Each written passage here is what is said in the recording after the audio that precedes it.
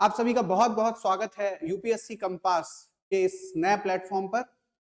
और जैसा कि आप सभी को पता है कि इस प्लेटफॉर्म को बनाने का एक एम, एक जो उद्देश्य है वह यह है कि डेडिकेटेड प्लेटफॉर्म हो जेन्युइन एस्पिरेंट्स के लिए। जो सीरियस एस्पिरेंट्स हैं उनके लिए एक डेडिकेटेड प्लेटफॉर्म होना चाहिए जहां सिर्फ एग्जाम ओरिएंटेड और एग्जाम रिलेटेड ही पढ़ाई लगातार हो, और यह जो भी इंफॉर्मेशन, जो भी पढ़ाई, जो भी एजुकेशन नॉलेज हम आपको दे रहे हैं, इसका आपको यह फायदा हो कि आप जिस एक एम को लेकर चले थे कि हमको एग्जाम क्रैक करना है, उसमें कहीं ना कहीं आपको मदद मिले।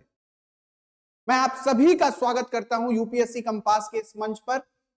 यदि आप नए हैं तो मेरी एक रिक्वेस्ट है कि आप चैनल को सब्सक्राइब कर लें, क्योंकि हमारी पूरी टीम लगातार इस बात पर फोकस करेगी कि किसी भी तरीके से पढ़ाई रुकनी नहीं चाहिए और जेन्युइन टॉपिक्स के साथ आपके पेपर में आपको मदद मिलनी चाहिए।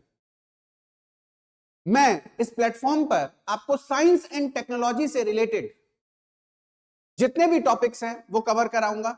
मेरी कोशिश रहेगी कि साइंस एंड टेक्नोलॉजी से रिलेटेड जो भी टॉपिक्स आपके एग्जामिनेशन पॉइंट ऑफ व्यू से इंपॉर्टेंट है, सिर्फ उन्हीं पर चर्चा की जाए। क्योंकि जब भी हम किसी प्रिपरेशन को करने जाते हैं बेटा, तो हमारा एक एम होता है कि हमारा पेपर निकलना चाहिए। मैं हमेशा अपनी क्लासेस में पढ़ाते हुए ये कहता हूं कि अगर हम किसी मशीन पर एक्सपेरिमेंट कर रहे हैं या हम किसी मशीन को एप्लीकेबल कर रहे हैं, तो आपको पता है वो मशीन काम की होनी चाहिए। ऐसा नहीं होना चाहिए कि हमने जेनसेट में डीजल तो डाला है, एफर्ट तो लगाया है, लेकिन वो जेनसेट बिजली नहीं प्रोड्यूस कर रहा है, इलेक्ट्रिसिटी प्रोड्यूस नहीं कर रहा है, तो ऐसे जेनसेट का कोई लाभ नहीं होगा। और इसी एक एम को लेकर हम चलेंगे कि हमारा पूरा फोकस आपके एग्जामिनेशन पर होगा, एग्जाम निकलना चाहिए। इसके लिए हमें कितनी मेहनत करनी पड़े और आपको कितना भी मेहनत करनी पड़े, हम मिलकर मेहनत करेंगे और ये एक टीम वर्क होगा। सबसे ज्यादा फोकस इस समय यूपीएससी या पीसीएस की परीक्षाओं में आपने देखा होगा साइंस एंड टेक्नोलॉजी या इकोनॉमी या इकोलॉजी एनवायरमेंट जैसे जो सब्जेक्ट हैं, वो कहीं ना कहीं आज अगर देखा जाए तो कठिन बने हुए हैं, बच्चों के थोड़े हार्ड होते हैं। ऐसा क्यों है? खासतौर पे क्योंकि मैं पहले हिंदी माध्यम और फिर इंग्लिश मीडियम में अध्ययन अध्यापन का कार्य करता रहा हूं, टीचिंग करता रहा हूं। तो हिंदी माध्यम में आपको पता है वही एक ट्रेडिशनल पैटर्न चल रहा है कि विज्ञान में वही, और अब पैटर्न यूपीएससी ने चेंज कर दिया। यूपीएससी ज्यादा एप्लीकेबल क्वेश्चन पूछ रहा है, तो ऐसी दशा में हमारी पढ़ाई कैसी हो? हिंदी माध्यम का बच्चा विज्ञान को समझ नहीं पा रहा होता, उसके करंट अफेयर्स को समझ नहीं पा रहा होता है। टीचर्स कहीं ना कहीं अब उसी एक पैटर्न को छोड़ना नहीं चाह रहे हैं। और साइंस आपको पता है बहुत डायनेमिक सब्जेक्ट है, डायनेमिज्म बहुत है, variety of questions, variety of topics आपको साइंस में मिल जाएंगे। इसलिए मैं कोशिश करूंगा कि विज्ञान को सिर्फ पढ़ा ना जाए, उसको समझा भी जाए। और अगर एक बार समझ में आ गया कॉन्सेप्ट और कॉन्सेप्चुअल क्लैरिटी के साथ हमने किसी भी फंडामेंटल को अपने दिमाग में बैठा लिया, तो हमारे लिए चीजें आसान हो जाएंगी। आज की इस इंट्रोडक्टरी क्लास में हम यह जानने की कोशिश करेंगे कि साइंस को पढ़ना कैसे, how to study science for the UPSC and state PCS examination, and that is very important from the marks perspective as well as your preparation perspective. And finally aim एक है, पेपर निकलना चाहिए। ये ध्यान रखिए, मेरा पढ़ाने का एक ही सिद्धांत, हम पढ़ाई कर रहे हैं और उसका रिजल्ट नहीं आ रहा है, तो उस पढ़ाई का जानकारी तो बढ़ा रही है, लेकिन जिस एम को लेकर चले थे वो पूरा नहीं हो रहा है। इसलिए कहीं भी हम स्टडी करते हैं कभी भी, तो रिजल्ट ओरिएंटेड स्टडी की तरफ हमारा ध्यान होना चाहिए। That is our aim. आप अगर देख पाए इस बोर्ड पर, तो यहां पर दो शब्द लिखे हुए हैं, अगर आप ध्यान से देखेंगे, एक है साइंस और एक है टेक्नोलॉजी। पहले तो हम ये समझें कि इन दोनों वर्ड्स में बेसिक डिफरेंस क्या है। ये एक ही हैं, ये अलग अलग हैं, डिफरेंसेस रखते हैं कि नहीं रखते हैं? तो सबसे पहले बच्चों ध्यान रखिए कि what is science. Science is nothing, just a share observation. आप फिजिकल एंटिटी का कर लीजिए, आप केमिस्ट्री में केमिकल्स का कर लीजिए, आप बायोलॉजी में अपने शरीर को समझ लीजिए, आप ऑब्जर्व करिए, वाई पूछिए, क्यों पूछिए, सोचिए, आपको जवाब मिलेगा। That is science, simple. यही विज्ञान है। आप जब क्यों पूछते हैं किसी भी सब्जेक्ट में, as per the syllabus it is biotechnology, nanotechnology, robotics, IT, anything from the syllabus. If you ask why this is needed for the country, why this topic is important for our exam, then you got the answer that particular technology is very essential for our country's growth, technical growth, economical growth, different type की growth होती है. As per the syllabus, if you study the whole syllabus of UPSC, you know that particular technology affects the society also, social justice also. हम सारी चीजें देखेंगे. आज अगर AI का इतना बूम आ रहा है, IT का इतना बूम आ रहा है, तो राइट टू प्राइवेसी इससे कैसे हिंज हुआ, कैसे चीजें बदल रही हैं, ये भी देखेंगे. तो एक होलिस्टिक अप्रोच, एक 360 degree approach. That's why we create a name UPSC compass, 360 degree approach of the topic. और इंटरडिसिप्लिन को ध्यान में रखते हुए हम सब्जेक्ट्स को समझेंगे. तो मैंने कहा कि साइंस इज सिंपली ऑब्जर्वेशन. अब ऑब्जर्वेशन होगा तो हमें यह जरूरत पड़ेगी कि पहले हमने किसी घटना को ऑब्जर्व किया है, कोई इंसिडेंट हमारे सामने हुआ है, हवा चल रही है, तो देखें तो भाई क्यों चल रही, तो क्यों जब पूछेंगे तो दिमाग में आएगा कि हवा क्यों चलती है, प्रेशर डिफरेंस. तब हम जाएंगे व्हाट इज प्रेशर, भाई प्रेशर क्या होता है, तो हमें पता चलेगा कि ठीक है भाई F/A, यूनिट्स एंड मेजरमेंट का खेल. यूनिट्स क्यों चाहिए, मेजरमेंट क्यों चाहिए, क्यों पे दिमाग लगाना, रटना नहीं है. खासतौर पर हिंदी माध्यम के विद्यार्थी जिनको लंबा समय हो गया है रिजल्ट दिए हुए और रिजल्ट आना लगभग बंद है हिंदी माध्यम का, तो मेरा ये प्रयास रहेगा इस एक मंच के द्वारा, यूपीएससी कंपास के द्वारा, कि कम से कम विज्ञान एवं प्रौद्योगिकी में आपके साथ ऐसा ना हो कि 18 या 11 क्वेश्चन आ रहे हैं, उसमें से एक का भी सही जवाब आप नहीं दे पा रहे, एक का भी नहीं. रिपीटर सिलेक्ट हो रहे हैं हिंदी माध्यम में, कोई नया बच्चा आप सिलेक्ट नहीं हो पा रहा है. और ये सत्य है, ये शाश्वत सत्य है. That is the harsh truth of the Hindi medium, that none of the fresh student of Hindi medium were selected in the UPSC. और उसका कारण डर. डर इसलिए है कि चीजों को समझ नहीं पा रहे हैं नए तरीके से. तो टेक्नोलॉजी बहुत तेज चलती है बेटा, उसके साथ चलना हम आपको सिखाएंगे. तो चलिए देखिए, प्रेशर समझे, यूनिट एंड मेजरमेंट. अब सवाल पैदा आता है कि साइंस के बेसिक जो फंडामेंटल, क्या वो ऐसे ही रहते हैं, क्या उनका कोई यूज है? तो किसी भी सब्जेक्ट को पढ़ें आप, विज्ञान को पढ़ें, जरूरी है कि उसके एक फंडामेंटलिज्म को आप समझ पाएं कि हम इस सब्जेक्ट को पढ़ क्यों रहे हैं. Why we need to study that particular subject and why this subject is consist in our syllabus. That is the need and that is the focus area.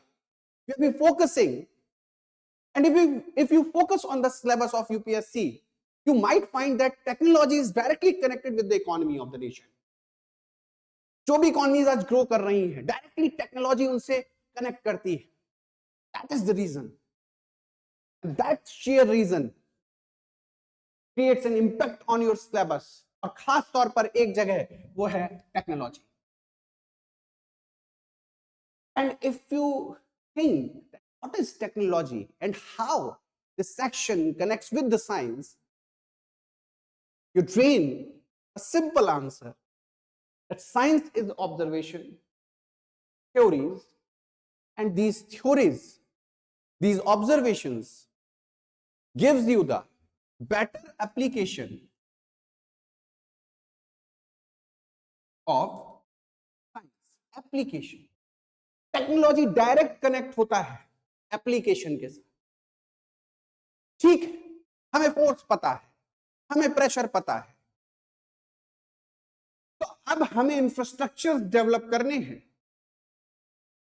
हमें मेट्रो रेल प्रोजेक्ट्स डेवलप करने हैं.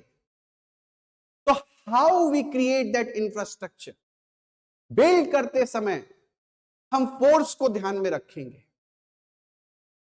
और इसीलिए mechanics में हम draw करते हैं shear force diagram कि किस बीम पर कितना लोड जाएगा. That is the science, that is the practical approach. हमने पहले बेसिक लेवल पर फोर्स को समझा है और उसे एप्लीकेबल बनाया, that is known as the technology. इसीलिए बैचलर ऑफ टेक्नोलॉजी एप्लीकेबल है, एप्लीकेबल साइंस पढ़ रहे, एप्लीकेशन है। हमने सर्किट्स बनाए, इलेक्ट्रॉनिक्स के सर्किट्स बनाए, हमने माइक्रो प्रोसेसर्स बनाए। Why we use microprocessors? How we feed the information in microprocessors? In which format that information feeded in the microprocessor? क्या वो हिंदी समझ रहे हैं, क्या वो इंग्लिश समझ रहे हैं, क्या वो नीडी कोड समझ रहे हैं? And that's the way the science give birth to a section that is known as technology. इसे डायरेक्टली कनेक्ट टेक्नोलॉजी साइंस से होगी। साइंस है तो टेक्नोलॉजी है, साइंस नहीं होगा तो टेक्नोलॉजी नहीं होगी। जो भी ऑब्जर्वेशन है उनसे ह्यूमन लाइफ को easy banana, that is the use of science. And whenever you create an application in the real world with the help of scientific fundamentals, that is known as technology. photocopy machine वो भी technology है बेटा, आज use होती है, उसकी मदद से हम अपने कितने काम को आसान कर लेते हैं। और कहीं ना कहीं ये फिर इंटेलेक्चुअल प्रॉपर्टी राइट्स पे भी आता है कि पढ़ने वाला मटेरियल फोटोकॉपी कर रहे हैं, कॉपीराइट के अंदर आएगा कि नहीं आएगा, बस सिलेबस का पार्ट हो जाता है। Key point is how we understand the science and technology for the state PCS and UPSC exam. हवा में नहीं पढ़ना है। अगर आप यहां आए तो हम यहां ये सिखाएंगे कि पढ़ा जाता कैसे है। अभी तक आपको किसी ने ये नहीं सिखाया इतने प्लेटफॉर्म पे कि पढ़ा कैसे जाता है, पढ़ना कैसे है सब्जेक्ट को। अगर हमें सब्जेक्ट आता है तो इसका मतलब ये नहीं कि हम सामने वाले को भी वही फीड करा दें, तो बिल्कुल भी रटना नहीं है। साइंस एंड टेक समझना है, आपके सामने ही सारी चीजें हो रही हैं। अगर एआई का डेवलपमेंट बेटा हो रहा है तो एआई का क्वेश्चन रेज हो सकता है। आज एआई किस तरीके से सोशल रिफॉर्म कर रहा है, क्या प्रॉज एंड कॉन्स हैं सोसाइटी में उसके, इसको समझने पर ध्यान लगाइए। That is the applicable process of technology. और जैसे ही आप उसको सोचेंगे वैसे ही आपको आंसर मिलेगा। पीएम मोदी की फ्रांस विजिट, वहां पर एआई को लेकर डील, तो एआई पर क्वेश्चन बन सकता है। डील को लेकर तो ठीक है, it's GS part 2 international relations, but यहां पर भी तो उसका एप्लीकेशन है। एआई इतना इंपॉर्टेंट है इसीलिए उस पर डील हो रही है, बात हो रही है। उसकी सिक्योरिटीज देखेंगे, उसके प्रॉज एंड कॉन्स देखेंगे सोसाइटी पे, as well as prelims, that is also important for your mains. कोई बड़ी बात नहीं है कल को एक क्वेश्चन बना दिया जाए, how AI impact the social structures. आपको पता है डीफेक टेक्नोलॉजी आ रही है मार्केट में। अब ये ना सिर्फ इंटरनेशनल रिलेशन को तोड़ेगी, कई समय ये सोसाइटी पर भी अपना प्रहार करेगी। It's the society also. That's why हमें उस ऑब्जर्वेशन को लेकर हर जगह नजर रखनी है। और जैसे ही आप ये करना शुरू करोगे वैसे ही आप करंट अफेयर से भी जुड़ पाओगे, जिसकी पूरी रिस्पॉन्सिबिलिटी साइंस एंड टेक की मेरी है। मैं ऐसे टॉपिक्स आपको यहां डिस्कस करूंगा जो इसके अलावा कहीं डिस्कस नहीं होंगे, ये मेरी गारंटी है। जैसे मोदी जी की होती है वैसे मेरी मिलेगा ही नहीं दूसरे को किसी को। और 100% वहां से क्वेश्चन रेज होगा, क्योंकि we find some genuine sources जहां से क्वेश्चन रेज होने की गारंटी या एक हमें प्रोबेबिलिटी मिलती है, क्योंकि मैथ में प्रोबेबिलिटी बहुत इंपॉर्टेंट। फिजिक्स वह सब्जेक्ट जिसकी लैंग्वेज मैथ है, सभी जानते हैं। ठीक, अभी रिसेंटली अगर बात करें कि हम प्रोटीन प्रोटीन प्रोटीन करते रहते हैं, तो रिसेंटली एक नया प्रोटीन, ठीक, जो लाइसोसोम से फैट सिंथेसिस तो किस प्रकार से करता है, इस बारे में जो नेशनल यूनिवर्सिटी ऑफ मेडिसिन है सिंगापुर की, वहां रिसर्च हुई है। अब ये बायोटेक्नोलॉजी का टॉपिक बन जाता है, बायोटेक्नोलॉजी का करंट अफेयर्स बन जाता है। क्योंकि लाइसोसोम की बात है तो ये बेसिक बायोलॉजी हो गई, प्रोटीन की बात है तो आपने पढ़ा होगा। आप जानते हैं इस चीज को कि अगर हम प्रोटीन की बात करेंगे तो प्रोटीन का एक बेसिक स्ट्रक्चर या प्रोटीन कैसे फॉर्म हो रहा है इसको समझे। ठीक, तो आपको पता है कि आपके शरीर में डीएनए होता है, कोशिका का केंद्रक, केंद्रक में क्रोमेटिन मटेरियल, और क्रोमेटिन मटेरियल के दो पार्ट, ध्यान से सुनना। सेल में क्रोमेटिन मटेरियल, क्रोमेटिन मटेरियल के दो हिस्से, एक है जेनेटिक मटेरियल डीएनए और एक है हिस्टोन प्रोटीन। तो हिस्टोन इसको स्टेबिलिटी देता है, सिक्योरिटी देता है। आगे बढ़ के अगर तो यहां हम समझ पाएंगे डीएनए में क्या होता है। जब भी सेल डिवीजन होगा तो डीएनए रेप्लिकेट करेगा और ट्रांसक्रिप्शन के थ्रू ये क्या बनाएगा, क्या बना देगा, आरएनए बना देगा। और यहां ट्रांसलेशन होगा तो यहां प्रोटीन बनेगा। इसको ट्रांसक्रिप्शन और इसको ट्रांसलेशन ही क्यों कहते हैं, इसका भी कॉन्सेप्ट मैं आपको बता, ऐसे नहीं नाम कह रहे हैं। अगर उसको ट्रांसक्रिप्शन कह रहे हैं तो कुछ रीजन होगा, ट्रांसलेशन बोल रहे हैं तो reason, find the reason, you get the answer and you get more marks than any other competitor of yours. Reason पर ध्यान दीजिए, reason, what is the reason behind that, ये तरीका है। तो जैसे ही हमने बात की कि ठीक हमें पता है प्रोटीन यहां से आए, इन्हीं प्रोटीन्स की बात हो रही है, यहीं पर एक नया प्रोटीन मिल गया है, तो 100% जेनेटिक कोड की बात उठेगी।